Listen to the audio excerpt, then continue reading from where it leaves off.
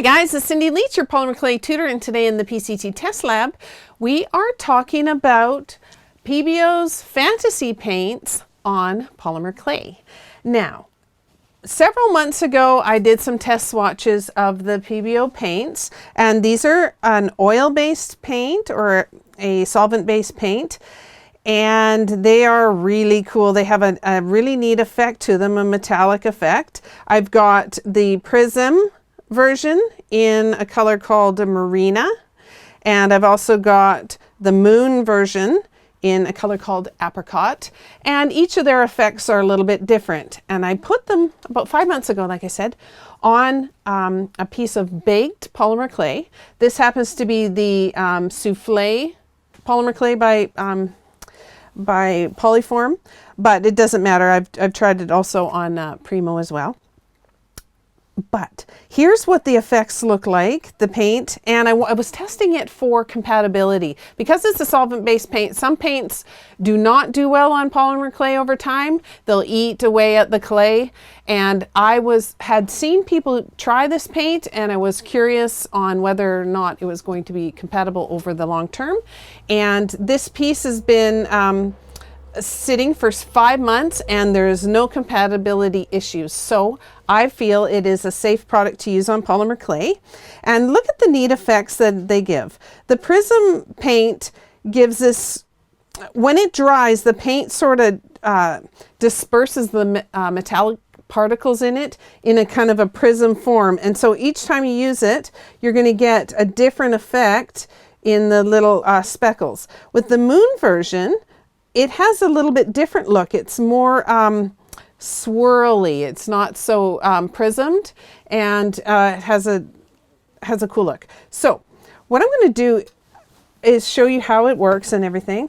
I did a quick sample up of the two colors mixed together just before filming here, so it's still wet, but you can see that you can work them together, and if the colors mix, you get kind of a blend of the two colors and of the different effects. It's just very cool. So you have to shake both of them up really, really well. They've got the metallic particles sitting at the bottom, and you're going to want to make sure that they're well mixed. Otherwise, it's not going to work the right way. And now, because it's solvent based, you have to clean brushes, or any cleanup is done with like a low odor Verisol. It's also known as a paint thinner. You can use something like that to clean up. And you can see the paint is really neat even just in the bottle. It has a real bubbled, iridescent, swirly look to it. And here's this one. And I'm just going to use like a little dropper or a little wire that I'm going to use as a dropper to put the paint on. And I'll just show you. You can put it onto the surface. If you put it in different areas, you can get different looks. You can try swirling them together or mixing them, spreading them around. And as they sit, the chemicals in there start to mix and meld together and do some really fun little dances on the surface. I'm going to put a little bit of blue on, and this is what is this one? This is the Prism one, and it does some cool stuff too. But as they sit together, and you could really play with this in your mixing and your blending, they do some really neat things.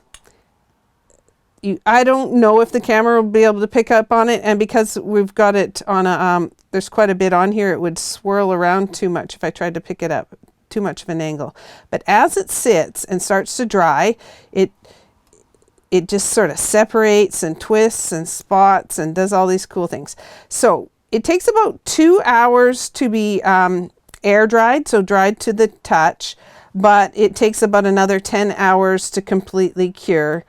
So, you know, if you need it for something quick, you're going to need at least a day in advance. But it's just the neatest thing. And now that I know that it's compatible in the long term, I'm going to start playing with it and see what kind of neat ideas I can come up with. And I think you're really going to enjoy it. It comes in all kinds of different colors and different the different effects, and you can find them in a lot of the local craft stores. I found mine at a chain store here in Canada called Dries, but you may be able to find them in other places as well. All right, so I hope you enjoyed that. It's a neat product, and I'd love to hear about it if you've tried it yourself. And if you did like this video, do let us know. And if you have any suggestions or other products you would like me to test in the test lab, do leave those in the comment section below as well. And don't forget, we have a great resource over at polymerclaytutor.com where you can find the answers to all of your polymer clay questions. We'll see you next time, and bye for now.